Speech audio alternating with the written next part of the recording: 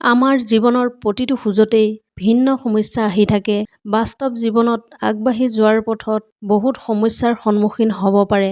এটা সমস্যা যেতিয়া আহে, সেই সমস্যাটো সমাধান হোৱাৰ আগতেই আন এটা সমস্যা আহি দুৱাৰমুখত উপস্থিত হয়হি।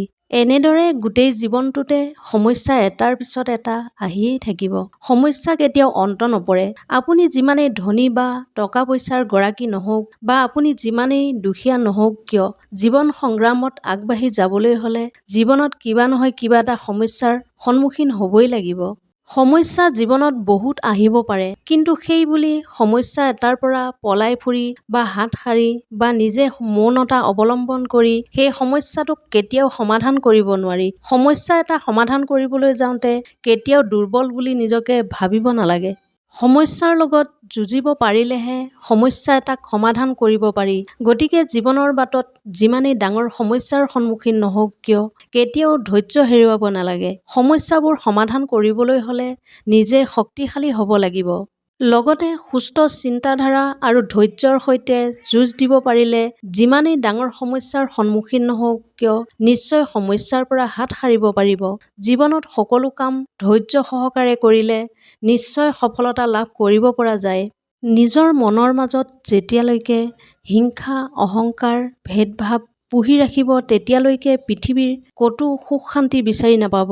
সেয়েহে প্ৰথমতে নিজৰ মন মানসিকতা শুদ্ধ তথা পবিত্ৰ কৰিবলৈ চেষ্টা কৰক। নিজৰ মনৰ বেয়া চিন্তাবোৰ আঁতৰাবলৈ চেষ্টা কৰক। মানুহক হিংসা বা বেয়া মনোভাৱেৰে চোৱা এৰি দিয়ক। মানুহৰ লগত মানুহৰ দৰে ব্যৱহাৰ কৰিবলৈ শিকক। সেইজন ধনী হওক বা দুখীয়াই হওক বা সেইজন শিক্ষিত হওক বা অশিক্ষিতই হওক, মানুহক যোগ্যতা চাই সন্মান কৰিবলৈ চেষ্টা কৰক। সকলোকে সমান চকুৰে চাবলৈ চেষ্টা কৰক। কাৰোবাক বেয়া বা হিংসাৰ দৃষ্টিৰে চোৱা বন্ধ কৰক। নিজৰ মনৰ মাজৰ অহংকাৰ তথা ভেদভাৱ এৰি দিয়ক। জীৱনত যিমানেই কঠিন সমস্যা তথা বিপদৰ সন্মুখীন নহওক কিয়, কেতিয়াও মিছাৰ আশ্ৰয় নল'ব। কাৰণ মিছাৰ আশ্ৰয় লৈ জীৱনত কেতিয়াও সুখী হ'ব নোৱাৰিব। সদায় সঁচা কথা কওক। নিজৰ সততাক লৈ সত্য পথত আগবাঢ়ি যাওক। তেতিয়াহ'লে পৃথিৱীৰ সকলো মানুহকেই ভাল লাগিব তথা পৃথিৱীৰ সকলো ঠাইতে গৈ সুখ শান্তি বিচাৰি পাব। সম্পৰ্কৰ মাজত ভুল বুজাবুজি হোৱাটো স্বাভাৱিক কথা। এজনে আনজনক ভুল বুজিব পাৰে, সেইটো কোনো ডাঙৰ কথা নহয়। কিন্তু সেই ভুল বুজাবুজি যদি যথা সময়ত ঠিক কৰিব নোৱাৰে, তেতিয়াহ'লে সেই সম্পৰ্কটো এটা সময়ত ঘৃণালৈ ৰূপান্তৰিত হ'ব। তেতিয়া সেই সম্পৰ্কটোৰ মাজত কোনো বিশ্বাস, ভালপোৱা তথা আন্তৰিকতা একো নাথাকে। থাকে মাথো অকল ঘৃণা আৰু অহংকাৰ। তেতিয়া এটা সময়ত এজনে আনজনক বহুত ঘৃণা কৰিবলৈ আৰম্ভ কৰে। লগতে এজনে আনজনৰ লগত বহুত অহংকাৰ কৰিবলৈ আৰম্ভ কৰি দিয়ে।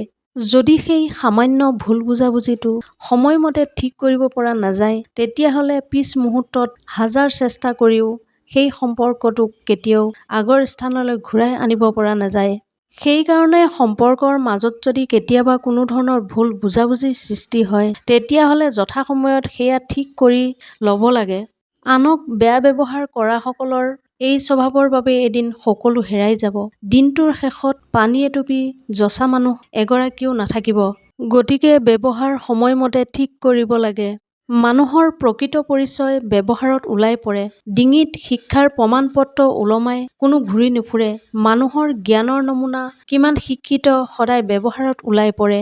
যিসকলে আপোনাৰ উন্নতি কৰাত সহায় কৰে, সেইসকলক যেতিয়া আপুনি আপোনাৰ সফলতাৰ বাবে কৃতজ্ঞতা প্ৰকাশ কৰিবলৈ নাকচ কৰিব, তেতিয়াই আপোনাৰ পতন আৰম্ভ হ'ব। আপোনাক সহায় কৰা, ভাল উপদেশ দিয়া সকলক কেতিয়াও ধন্যবাদ জনাবলৈ বা কৃতজ্ঞতা প্ৰকাশ কৰিবলৈ পাহৰি নাযাব, নতুবা আপোনাৰ পতন অনিবাৰ্য। স্পষ্টবাদী লোকসকলৰ লগত কেতিয়াও সকলো মানুহৰ ভাল সম্পৰ্ক নাথাকে। স্পষ্টবাদী মানুহক প্ৰায় সংখ্যকে বেয়া পায়। সকলোৰে লগত তাল মিলাই সম্পৰ্ক ৰাখে ভণ্ড, স্বাৰ্থপৰ আৰু প্ৰতাৰকবোৰেহে। এনেধৰণৰ মটিভেশ্যনেল ভিডিঅ' পাই থাকিবলৈ মোৰ চেনেলটো ছাবস্ক্ৰাইব কৰি ৰাখিবলৈ নাপাহৰিব। পুনৰ অন্য এটা ভিডিঅ'ৰ সৈতে লগ পোৱাৰ প্ৰতিশ্ৰুতিৰে আজিৰ এই খণ্ডটোৰ পৰা বিদায় লৈছোঁ। ধন্যবাদ।